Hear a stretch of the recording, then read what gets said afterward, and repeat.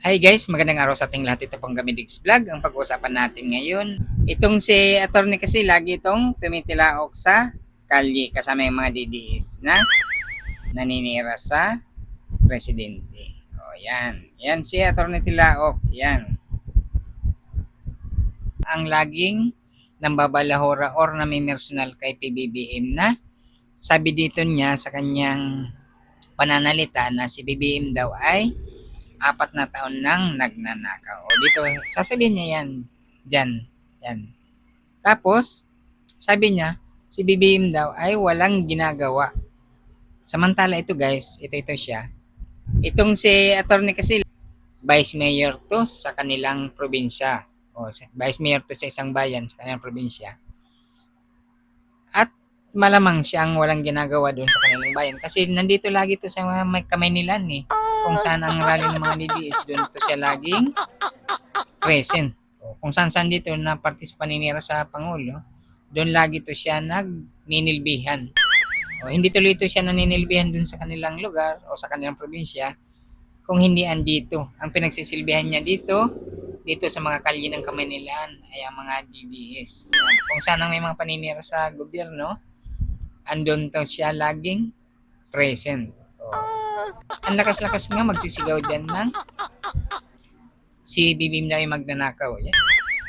Ang problema dyan, dapat ipakita niya ang mga video, mga dokumento kung talagang nagnakaw ang kanyang mga sinasabi or ang presidente natin na si BBM. Ito lagi dyan nasa ano yan eh.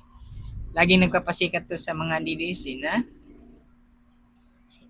paninira sa ating gobyerno or sa ating presidente. Yan. Yan si lagi itong tumitilaok sa kalye kasama yung mga DDS na naninira sa presidente. Pakinggan natin ang kanyang mga sinasabi na tuwan-tuwan naman itong mga DDS na to sa kanyang mga sinasabi na puro paninira lang. Ito, pakinggan natin ang kanyang sa nakaraang 4 na taon.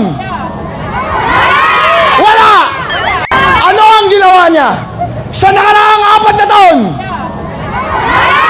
Wala! Kundi magnakaw! Ako po si Atty. Harold Despicio. Vice Mayor po ako ng Reyna Mercedes Isabela. Isa po akong Ilocano. At madalas ko pong nakakasama si Lian, si Kiko, at si Congressman Paulo Marcoleta. At nandito ako ngayon, kasama ko kayo para manawagan sa ating Pangulo na sa wakas ay magtrabaho ka na, sir! Gusto niyo na bang magtrabaho si BBM?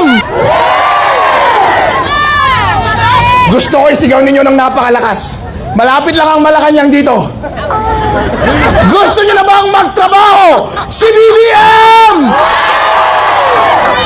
Ayun. Ang tagal nang hindi nagtatrabaho si BBM. Na-scam tayo ni BBM. Sinong bumoto kay BBM? Ako bumoto ko kay BBM.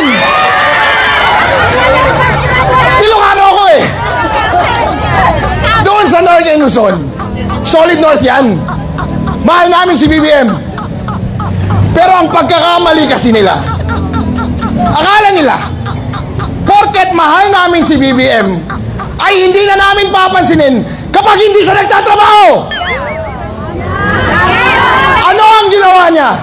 Sa nakaraang 4 na taon, wala! Kundi magnakaw! Ayan guys, Si attorney kasi lagi itong tumitilaok sa kalye kasama yung mga DDS na naninira sa presidente. Yan. Yan si attorney Tilaok. Yan. Madaldal.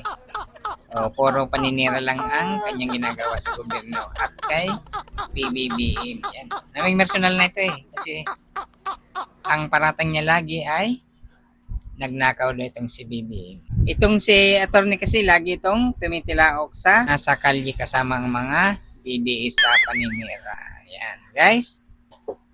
Napakinggan na mga dakdak sa ating presidente.